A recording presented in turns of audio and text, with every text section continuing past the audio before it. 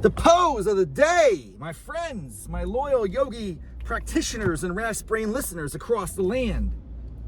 The pose of the day, maybe of the year, maybe of the century, maybe of the millennium. What is time? Who cares? It could be a pose of the minute. But I had to just come out here. I was very obsessed with it. The moment that we hit the pose today, I knew that I wanted to talk about it on this episode of Hot Yoga Problems. Yeah! So, what could it be? There's so many poses to choose from. Well, a pose of today, of the moment, of the second, of this moment, this instant, this very time and space that I occupy. Oof, it's a little something called the bird dog. Yeah, you know what I'm talking about. The bird dog is in the house, man. I crush it. But you know what's fun about every yoga pose? You think it's just like you think it's complete. You think you're done with it, but then they take it to the next level. Almost every pose, I'm gonna bet. I hate to even try to speculate in terms of percentages, but almost every pose in yoga has an ability to be amplified, augmented, expanded, built upon. There's all sorts of words and phrases in the terminology that we could use to describe it. What I'm talking about is you get to the pose and you think you're good at it. Like, hey, I can kind of do this pose. And then they call out, well, take it to the next level. Boom. And you can't do that. And then just, it sets you back again. Like, man, it's a perpetual challenge, this practice of hot yoga. So the bird dog, for those of you who are not, aware, you start out on all fours, which is, I guess, sometimes referred to as tabletop. And that makes sense. You kind of look like a table, a human table. Could you imagine if you were just a table for people? Like you had to sit there on your all four, like your hands and knees, flat back, and people were dining on your back, on your quadriceps. Is that a thing? Is that your back or is that your legs? I can't remember. Trapezoids, baby. Your trapezoids make a great little TV tray, it turns out. That could be something weird, man. Like, can you imagine would you pay someone to be a human table? Probably not. I wouldn't want that in my life. Even if I had unlimited resources, it's like the last thing I would consume. I would just give some money and say, hey, stop being a table, dude. Get out of here. Anyway, you start in tabletop, which is easy. That's a great pose. That's a fun pose. It's kind of, you kind of chill. I'm not turning left. I have my left blinker on, but I decided not to do that. Okay, so you turn your tabletop, you're in your tabletop, and then you go, let's say left or right arm extended. You stick it out. And that's, minimally challenging for most people. It does put a little stress on the other arm, and that's a good type of stress. It's a little muscular friction or whatever we call it. What are the types of exercise? Aerobic and anaerobic. I think that's an anaerobic moment. Anyway, you stick your arm out. You keep your head down. So you're looking down. You're on your all fours. Now you're on all threes. So you have your one arm sticking straight out. And then you take the opposite leg. Is that right? The opposite leg? Yeah. And you extend the opposite leg. So get your left arm extended, your right leg extended back. And then you hold that for a second, and that feels nice, dude. I mean, it is not easy. There's balance, there's muscle contractions happening, but it's not unbearable. Okay, so that's like a bird dog general. That's like the generic lame-ass bird dog for the losers like me. Okay, I feel like I've accomplished something if I can do a pose. Well, then they start to turn into crunches. Yes, because we're going to make it about abs. The place is called Core Power. They want you to strengthen your core. Apparently that's a thing. The core of your body, if it's strong, it helps you all throughout the day. I don't know, whatever. It's great branding. So we're doing core crunches from a bird dog.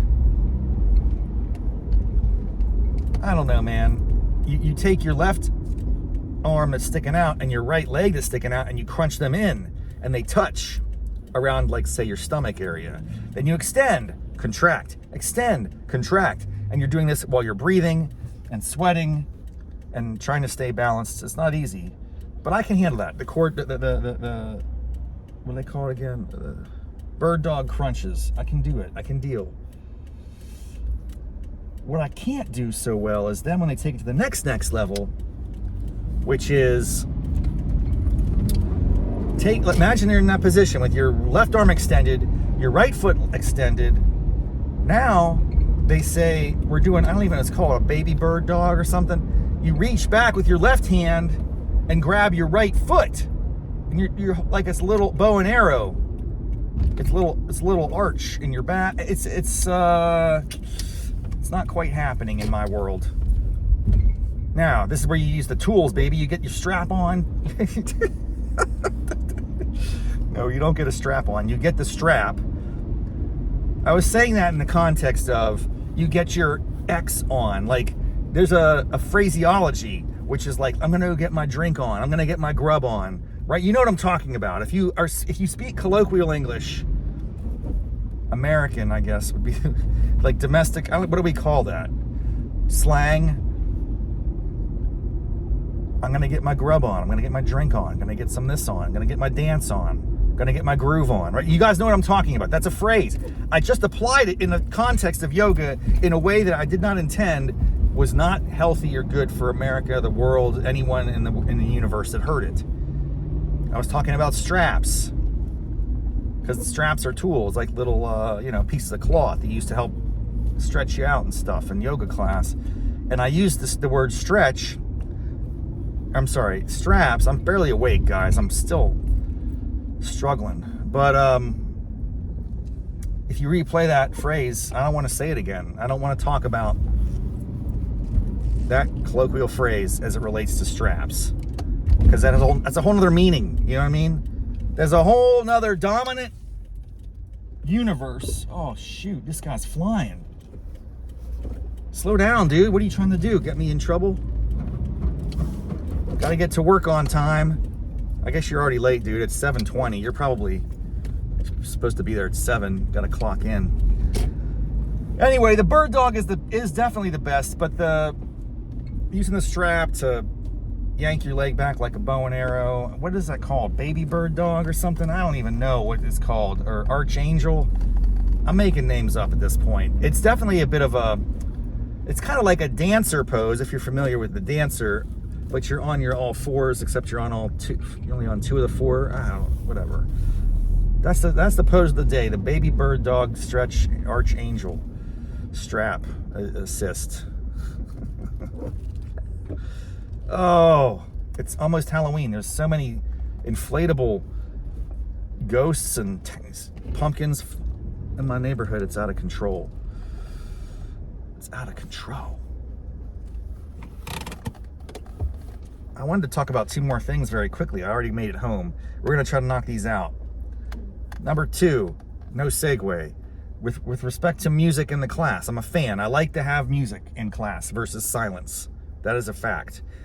And typically I like the playlists, and I'm probably batting like 400 in terms of knowing the songs that are playing at any given time. It depends on the yogi. Sometimes if I get like a Gen X yogi like myself, it's going to be Pearl Jam and Soundgarden and like Rusted Root and stuff that I know, and that's great.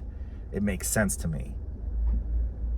Some of the modern yogi girls, I don't know what the heck they're playing, dude. It's very weird.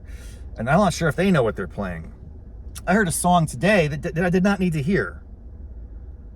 No one asked for this. There's a classic 70s album. Is it 70s or late 60s? I'm going to say 72. I'm going to say 70 to 72. Let me look it up when I get inside. I believe it's called Harvest. Or is it called Harvest Moon? Harvest was the return back in the 90s. Anyway, it's Neil Young. Neil Young, very prodigious, is that a word? Musician. He's awesome in many ways. Very thoughtful, respectable, accomplished. He seemed super old when I was growing up because I think he jammed out with Pearl Jam at some point, like the MTV Music Awards in 1990. He was probably in his mid-40s, and he looks like this old dude was like, you know, rocking in the USA. What's that song? What's the song he has? It's about rock and roll in the USA or something, like keep on rocking in the free world, yeah. And he was wearing all sorts of garb, but he looked so old. He was so grizzled and gray, and I was like, dude. And I think he was like in his 40s. Now I'm 50. He was younger than me. That's terrifying. I gotta look that up. I have to verify all this, confirm it. My point is, Neil Young wrote some great songs back in the day, including a song called Harvest Moon, I think. Come a little bit closer, hear what I have to say. You know what I'm talking about? It's very slow and gentle and melodic and loving and just nice, peaceful, blissful almost. You can imagine listening to that, falling asleep. Anyway, someone decided in the year 2025, it'd be a great idea to make that into a techno song. It's a little bit, it's still slow, and it's a woman's voice, and it still has some of the melodic phraseology, if you will, musically in it. But it has like a but it's a little slower. Come a little bit closer. I'm like, what is happening? Why am I being subjected to this nonsense? And is this a sign of my advancing dementia? And I don't know, man. I want to forget it immediately, but I think it's going to be in my head all day. And I have to cancel it out. When I hear a remake that's really lousy, that nobody asked for, that nobody wanted, that I did not need to have injected into my brain, I have to go find the original to counterbalance that. It's like the antidote for the poison that has been... And by the way, I wouldn't say I ingested the poison. The poison was spewed upon me. So I got to go counteract that before it gets too permanently entrenched in my brain. I don't want to supplant the original. The original is great. Like, come on, man. The original would sound great in a yoga class. Let's be honest. Harvest Moon, Neil Young. When you're doing a little bit of slow-mo flow, bring it on, baby. Bring it on. And then finally, the last thing I want to say, this is longer than I usually rant here, but I just had it in my system today.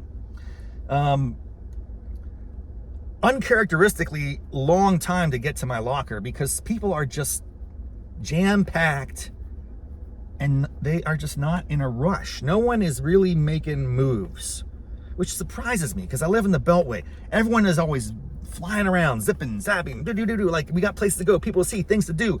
Yeah, that's how it is, man. You live in the city, you gotta go, you gotta move, you gotta get back to creating value for society or whatever. And but not in yoga studio today. People were just meandering and moseying. I felt like I was in the deep south, you know? Everything takes 3 times longer. And it's like, oh, I lost my key to my lock. Oh, let's just kind of hang out for a while and chit chat. Some other dudes, like, you know, basically doing a whole wardrobe change. And the way this thing's organized, you do that, and it's like, if you're gonna change clothes right at that spot, you're gonna basically consume 10 lockers, the way that it's all structured. It's all good, man. I'm chill, as you can tell. Nothing affects me, nothing phases me. But anyway, I did get eventually access to my locker, so I made it out, but it just took longer than normal, and I wanted to comment on that. I wonder if there's a way we could regulate that. Or maybe I need to adjust my behavior. I could put stuff in the male locker room and not put it out in the public space.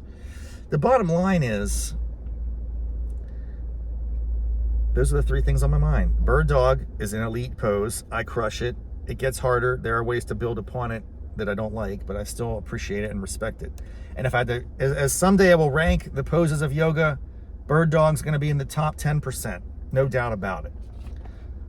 Secondly, I need to find a copy of Harvest Moon immediately to counteract the negativity and poison of the Techno Harvest Moon, which I'm going to look up. And I'm kind of curious when was that created? Who thought it would be a good idea? I don't know. We're going to have to figure that out. And then third and final is just remember to please move Get out of the way. When class is over, people got places to go, man. So don't dilly-dally. Okay? That's a good thing in life, dude. Do not dilly-dally. Time is limited. You got to get out there. You got to, and then, or if you're going to dilly-dally, that's fine. I respect it. To each his or her own. I am not going to impose my will upon your, chillness. But just understand that it has externalities, man. You're affecting other people's lives. Don't do that. Just a thought. Halloween is coming around the corner. It's going to be a beautiful one. I have all sorts of candy, cigarettes, Pez candy, Pop Rocks, Big League Chew. If you come to my house on Halloween, kids, it is like an 80s candy store. It's amazing. And I can't wait to share that with the world. All right. Thanks so much for joining me. We'll see you next time on Raff's Brain. Hot yoga problems. Ow, I got them. Until then, namaste, mofos.